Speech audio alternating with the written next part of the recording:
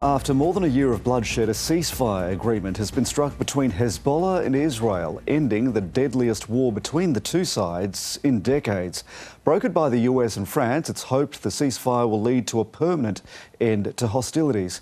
As the truce took hold, there were celebrations in Beirut, and thousands of displaced civilians are tonight flooding back to southern Lebanon. But Israel's Prime Minister says his army will quickly strike if the agreement is violated. Matthew Doran begins tonight's coverage from Israel. Rejoicing and relief. As the clock struck 4 in the morning and the ceasefire took hold, heavy gunfire, thought to be celebratory, could be heard throughout Beirut. I just spoke with the Prime Minister of Israel and Lebanon. I'm pleased to announce that their governments have accepted the United States proposal to end the devastating conflict between Israel and Hezbollah. The deal, brokered by the US and France, was accepted by Israel's Security Cabinet overnight. Despite backing it, the Israeli Prime Minister warned the peace would only last as long as Hezbollah allowed it.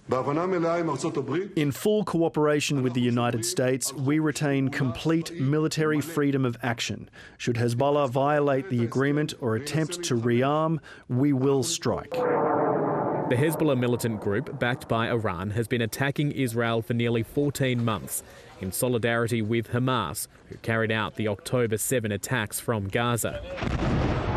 The conflict is the bloodiest in decades between Israel and its northern neighbour, with nearly 3,800 people killed across Lebanon. 45 Israeli civilians and 73 IDF soldiers have also lost their lives. The deal is for both sides to cease attacks for 60 days. Hezbollah must pull its troops back around 30 kilometres from the de facto border called the Blue Line and behind the Litani River. Israel must also withdraw its military from southern Lebanon within weeks. The UN's peacekeeping force, which is already tasked with maintaining a presence in the area, will monitor all of this and report on any violations of the ceasefire, with the Lebanese government to send in 5,000 of its own forces into this zone.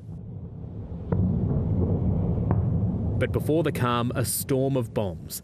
Israel's military launching a torrent of strikes in the dying hours of the fight.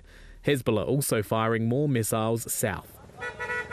Now that the fighting has ended, it's hoped diplomatic efforts to achieve a ceasefire in Gaza will also be revived. We hope that this is a catalyst for a broader ceasefire in the region, and we look forward to the day when there is a ceasefire too in Gaza. They too deserve an end to the fighting and displacement.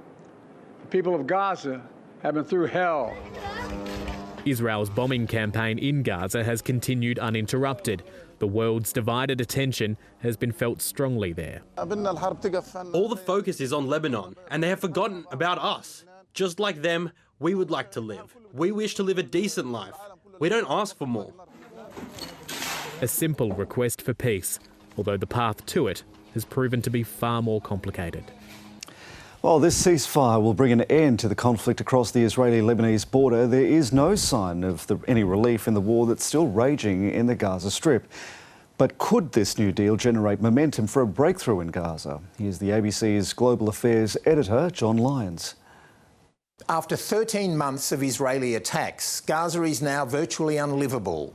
The Norwegian Refugee Council says that what Israel is now doing in Gaza is making it uninhabitable for almost 2 million civilians, and that the suffering for some of the families, widows and children is almost unparalleled anywhere in recent history.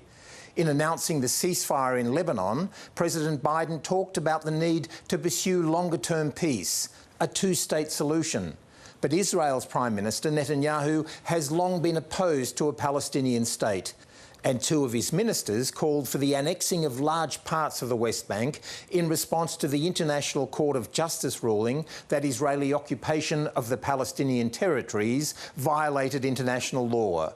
Eventually, this war in Gaza will end.